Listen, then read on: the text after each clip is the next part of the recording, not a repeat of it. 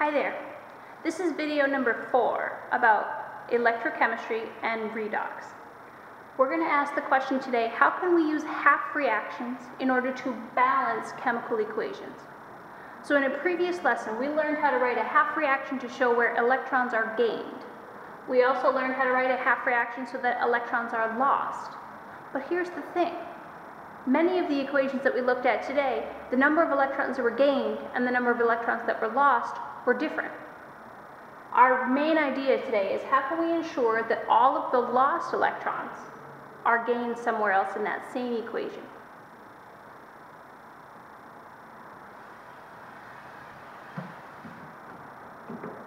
Okay, this is a great time to stop the video and take notes based on what's written here. I'm going to add some stuff as we go through, but here's your skeleton equation. We have magnesium solid plus some chromium ions with a +3 charge. Go ahead, they mix together, they make magnesium with a +2 charge and chromium solid. So step number 1, assign oxidation numbers like we have been doing all week. So this magnesium here that is solid has an oxidation number of 0. This one has an oxidation number of +3 because it's a simple ion. Again, simple ion, here its charge is +2, and now here the chromium has an oxidation number of 0 because it's in its solid or uncombined form. So now we've done step 1. Step 2, write the half reactions. This is also something we have done. We're going to take the magnesium from our general equation, put the arrow, and then put the product version of that same material. The magnesium starts out with a 0 oxidation state. Through the reaction becomes +2. So I went ahead and I put this together already. I realized that 0 is equal to +2 plus 2 negative charges. So in this case, the magnesium has lost electrons.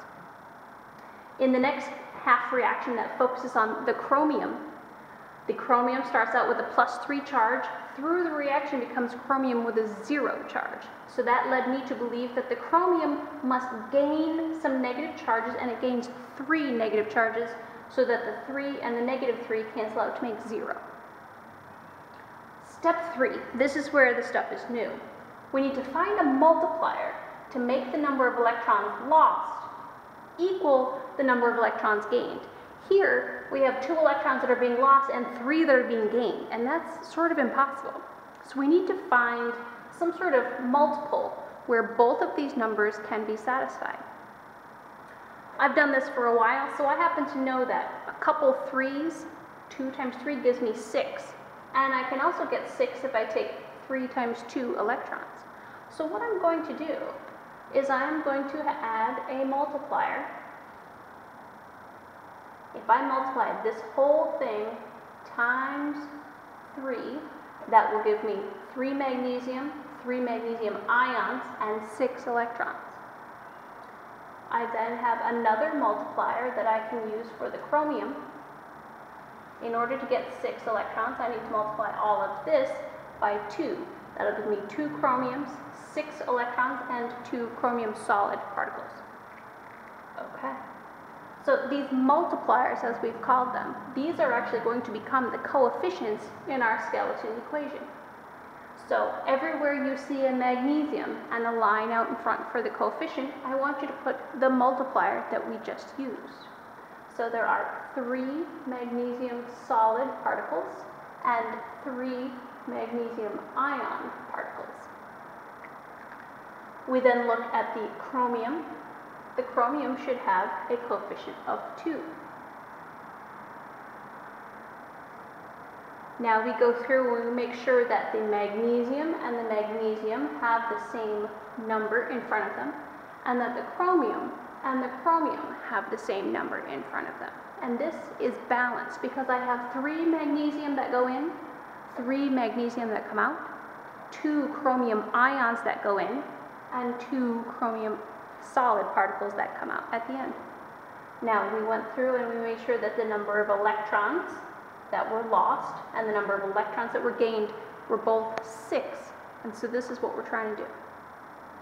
Let's take a look at another example.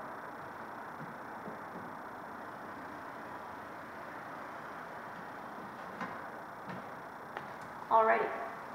Here's one more example. We start out with strontium ion particles added to potassium solid particles. Through the reaction, we get some strontium solid and some potassium ions. So, step 1, assign oxidation numbers where we can. This one, as a simple ion with a +2, already has one. So we move on to our potassium. Since it's in its solid or uncombined form, we say that is a 0. We continue through the equation, the strontium in its solid form, uncombined, oxidation number of 0, and the potassium ion +1. I then create a half reaction focusing on the strontium, half reaction focusing on the potassium. The next thing I need to do is add some electrons to make these half reactions complete. So, strontium +2 is equal to strontium 0. So we somehow need to cancel out, 2 positive charges. So, let's fix that. In order to cancel out those 2 positive charges, what I'm going to do is add 2 electrons on that side of the reaction. That means that that strontium is gaining electrons to become strontium solid with a 0 oxidation state. Now, the potassium starts out as a 0. 0 is equal to +1, and then we actually need a negative charge to make that balance out.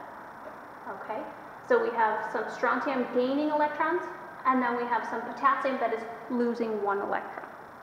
Now here again, we're going to run into the same problem. I have some electrons that are being lost, but a different number that are being gained, and that's not okay. So we need to again find a multiplier so that the number of electrons that's changing hands is identical. So if you look at this, 2 electrons here, 1 electron here. Try to find the smallest number possible that would allow you to get the same number of electrons lost and gained. I'll give you a hint. Let's multiply this piece by 2. So that'll give us 2 potassium solid particles, 2 potassium ion particles, and 2 electrons. That just so happens to be exactly what we have going on over here, so we don't really need to put a multiplier, but we could. We're going to multiply that top piece by a 1.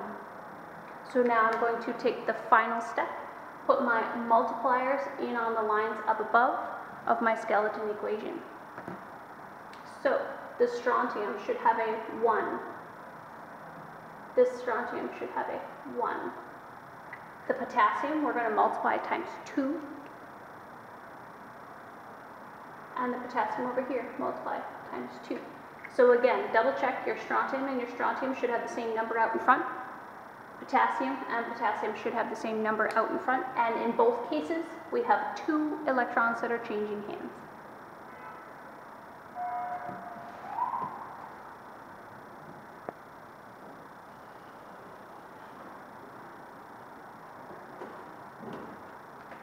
All right, I think you're ready for some practice. Here are 2 examples that I'd like you to write down on a piece of paper and bring with you to class tomorrow. We are going to start with some chromium solid. To that we will add Ag or silver with a +1 charge. Through the reaction, the chromium takes on the +3 charge and the silver becomes a solid or uncombined form. In our final example, we have magnesium solid coming together with some zinc ions with a +2 charge. Through the reaction, the magnesium becomes +2 and the zinc is found in its elemental state. What I would like you to do is to assign oxidation numbers. Then I would like you to write half reactions. Then once your half reactions are written, I would like you to find a multiplier so that the number of electrons lost and gained is equal. Finally, step 4, take your multipliers and put them in the coefficient spaces that I've provided. Good luck.